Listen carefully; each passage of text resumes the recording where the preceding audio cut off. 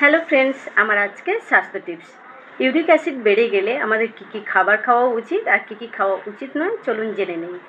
প্রথমেই বলি, আমার আগের দিনের একটা হেলথ টপিক ভিডিওতে আমাকে একটা ফ্রেন্ড বলেছিল, দিদি আপনি ইউরিক অ্যাসিড নিয়ে একটা ভিডিও বানান।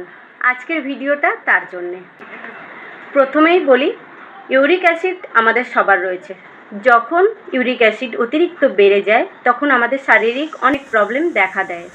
ইউরিক অ্যাসিড বেড়ে গেলে যে খাবারগুলো অ্যাভয়েড করে চলবেন: বেগুন, ঢেঁড়স, পালং শাক, কচু, সজনে ডাঁটা, ফুলকপি, বাঁধাকপি, মাশরুম, যে কোনো লাল মাংস, এগুলো কমিয়ে ফেললে ইউরিক অ্যাসিড নর্মাল হয়ে যাবে। ইউরিক অ্যাসিড বেড়ে গেলে কোন কোন খাবারগুলো বেশি করে খাবেন চলুন জেনে নিন। আদা, জোয়ান, হলুদ, রসুন, শসা, কাঁচা কুমড়ো, আনারস, ভিটামিন সি সমৃদ্ধ খাবার আর যথেষ্ট পরিমাণ জল, এগুলো বেশি বেশি করে খাবেন, ভালো থাকবেন।